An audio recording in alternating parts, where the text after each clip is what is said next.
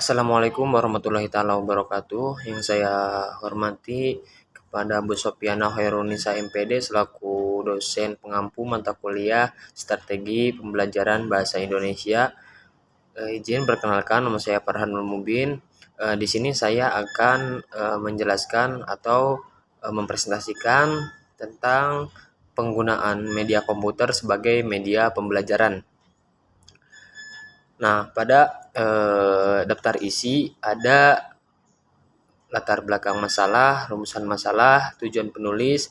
Sedangkan dalam pembahasan ada 6 poin. Yang pertama, definisi media komputer dalam pembelajaran. Yang kedua, peran komputer sebagai media pembelajaran. Yang ketiga, kelebihan dan kekurangan penggunaan komputer dalam pembelajaran. Yang keempat, tantangan dan solusi komputer sebagai media pembelajaran. Dan yang kelima, dampak penggunaan komputer bagi motivasi hasil belajar. Dan yang terakhir, bentuk penggunaan media komputer dalam pembelajaran. Dan yang terakhir adalah penutup. Nah, pada rumusan masalah adapun 4 poin. Yang pertama, bagaimana peran komputer sebagai media pembelajaran dalam meningkatkan efektivitas proses belajar mengajar. Nah, yang kedua, apa saja kelebihan dan kekurangan penggunaan komputer sebagai media pembelajaran. Nah, yang ketiga, bagaimana tantangan dan solusi dalam mengimplementasikan komputer sebagai media pembelajaran. Dan yang terakhir, apa dampak penggunaan komputer terhadap motivasi dan hasil belajar peserta didik. Nah, selanjutnya tujuan penulis. Di sini saya bertujuan bahwa menulis ini yang pertama menganalisis peran komputer sebagai media pembelajaran dalam meningkatkan kualitas pendidikan. Yang kedua, mengidentifikasi kelebihan dan kekurangan penggunaan komputer dalam pembelajaran. Dan yang ketiga, menjelaskan tantangan dan solusi dan mengintegrasikan komputer sebagai media pembelajaran. Dan yang terakhir, menilai dampak penggunaan komputer terhadap motivasi dan hasil belajar peserta didik. Nah, dalam pembahasan yang pertama ada definisi. Nah, media komputer dalam pembelajaran adalah segala bentuk perangkat keras dan perangkat lunak komputer yang digunakan secara terancam untuk memfasilitasi proses belajar mengajar. Media ini mencakup aplikasi interaktif, simulasi, pembelajaran, video, edukatif, presentasi digital, hingga platform e-learning yang dirancang untuk meningkatkan keterlibatan dan efektivitas belajar siswa. Nah, adapun menurut para ahli, salah satunya yaitu Heinz, Molenda, dan Russell pada tahun 1996, komputer ini memiliki kemampuan untuk mengontrol dan mengintegrasikan berbagai media seperti gambar diam, grafik, video, serta informasi cetak. Komputer juga dapat merekam, menganalisis, dan merespon input siswa melalui keyboard atau mouse. Nah, selanjutnya ada peran komputer sebagai media pembelajaran. Di sini, media komputer sebagai media pembelajaran, komputer ini memiliki peran yang sangat penting dalam proses pembelajaran. Ada beberapa peran tersebut, diantaranya yang pertama ada sumber informasi. Nah, dalam sumber informasi, komputer memungkinkan peserta didik dan pendidik untuk mengakses berbagai sumber informasi melalui internet seperti e-book, jurnal, dan video pembelajaran. Nah, yang kedua ada media interaktif. Nah, untuk media interaktif ini dengan software pembelajaran, komputer dapat menyajikan materi secara interaktif seperti simulasi, permainan edukatif, dan kuis yang dapat meningkatkan pemahaman peserta didik. Yang terakhir, alat evaluasi. Nah, komputer juga berperan sebagai alat evaluasi karena dapat digunakan untuk melakukan evaluasi pembelajaran seperti online, seperti ujian berbasis komputer yang memudahkan peserta dalam menilai hasil belajar peserta didik. Nah, selanjutnya ada kelebihan dan kekurangan penggunaan komputer dalam pembelajaran. Nah, yang pertama untuk kelebihannya. Kelebihan penggunaan komputer dalam pembelajaran yang pertama ada efisiensi waktu. Nah, komputer ini memungkinkan proses pembelajaran menjadi lebih cepat dan efisien. Dan yang kedua, interaktivitas. Karena pembelajaran menjadi lebih menarik dan interaktif sehingga meningkatkan motivasi belajar peserta didik. Ketiga, ada personalisasi. Nah, komputer memungkinkan pembelajaran yang disesuaikan dengan kebutuhan individu peserta didik. Selanjutnya ada kekurangannya juga. Nah, dalam kekurangannya salah satunya yaitu ketergantungan pada infrastruktur. Karena penggunaan komputer memerlukan infrastruktur yang memadai seperti listrik dan jaringan internet. Nah, selanjutnya juga ada kesenjangan teknologi. Tidak semua sekolah atau daerah memiliki akses yang sama terhadap teknologi komputer. Selanjutnya ada keterbatasan komputer guru. Nah, di sini untuk keterbatasan komputer dalam mengajar, tidak semua guru memiliki kemampuan yang memadai untuk menggunakan komputer dalam pembelajaran. Dan selanjutnya, tantangan dan solusi dalam implementasi komputer sebagai media pembelajaran. Nah, untuk tantangannya ada keterbatasan infrastruktur. Nah, banyak sekolah terutama di daerah terpencil belum memiliki fasilitas komputer yang memadai. Yang kedua, ada kurangnya pelatihan guru karena banyak guru yang belum terlatih dalam menggunakan teknologi komputer untuk pembelajaran. Dan yang terakhir, biaya yang tinggi. Nah, tentu saja untuk menggunakan media komputer ini memiliki biaya yang sangat tinggi. Karena pengadaan dan pemilihan komputer memerlukan biaya yang tidak sedikit. Nah, untuk solusinya, yang pertama ada peningkatan infrastruktur. Nah, bisa jadi pemerintah dan pihak swasta perlu bekerja sama untuk menyediakan infrastruktur yang memadai.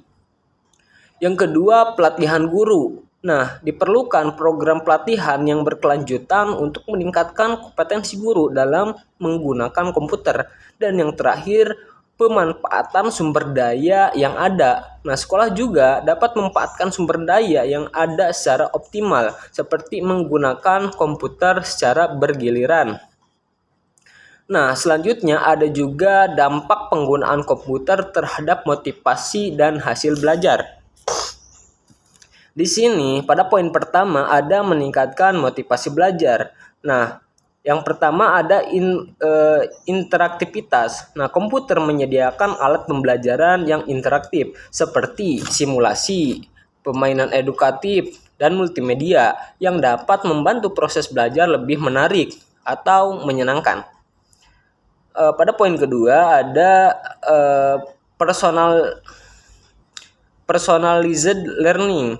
Nah, siswa dapat belajar sesuai dengan kecepatan dan gaya belajar mereka sendiri yang dapat meningkatkan motivasi intrinsik.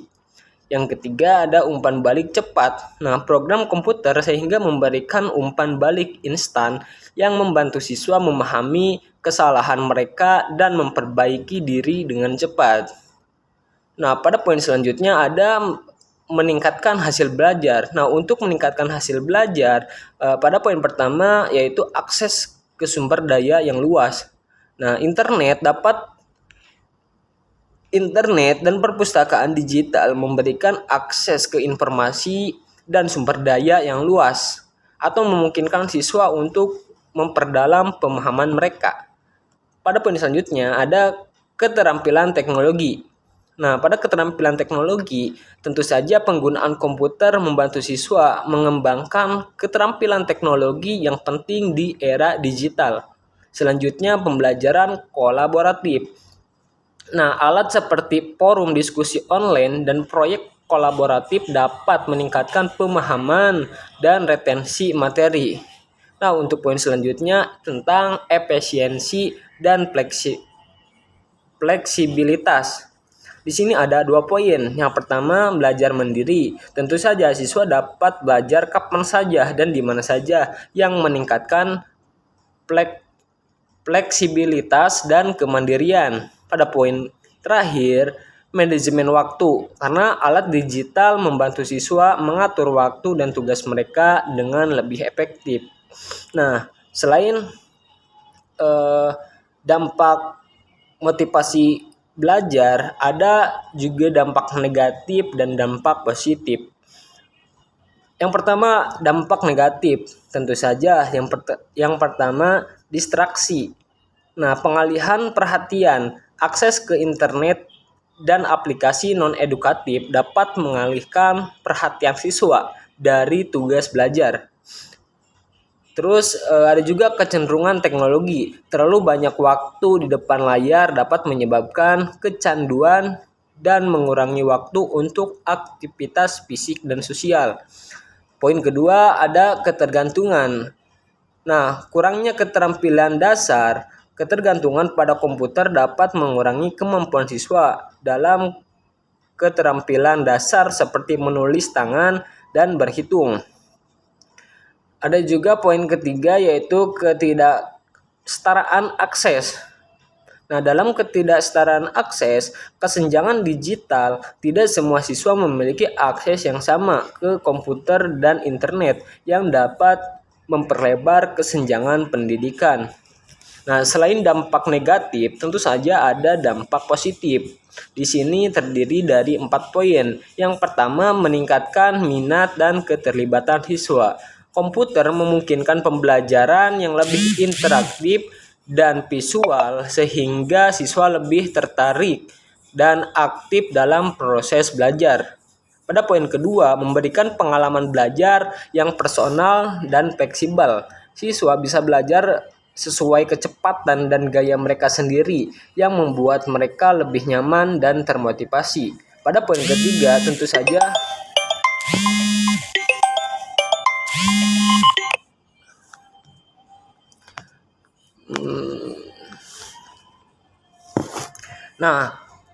pada poin ketiga, tentu saja mempermudah akses informasi dan sumber belajar. Komputer membuka akses ke e-book, video, tutorial, dan simulasi yang memperkaya pemahaman siswa. Nah, selanjutnya meningkatkan efektivitas pembelajaran. Penggunaan aplikasi pembelajaran dan media interaktif membantu siswa memahami materi dengan lebih baik dan cepat.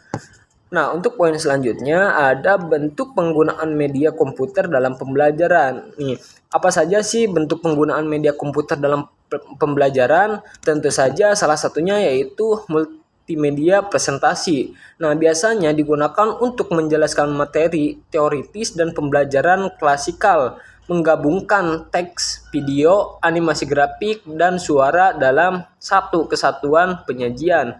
Nah, yang kedua ada simulasi interaktif. Nah, komputer digunakan menyimulasi situasi nyata seperti simulator kokpit pesawat atau eksperimen laboratorium viral.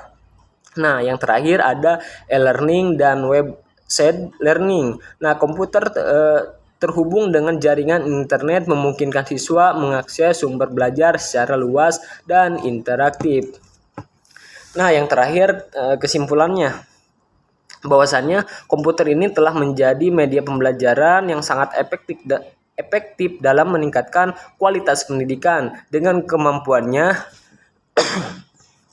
untuk menyajikan informasi secara cepat, interaktif, dan personal. Komputer dapat membantu peserta didik memahami materi dengan lebih baik. Namun, implementasi komputer sebagai media pembelajaran juga menghadapi beberapa tantangan seperti keterbatasan infrastruktur dan kompetensi guru. Oleh karena itu, diperlukan upaya kolaboratif dan berbagai pihak untuk mengatasi tantangan tersebut.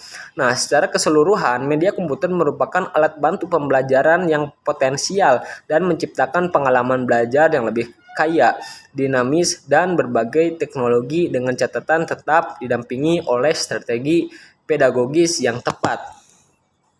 Nah, terima kasih untuk teman-teman semuanya. Dicukup sekian. Mohon maaf atas kekurangannya. Wassalamualaikum warahmatullahi taala wabarakatuh.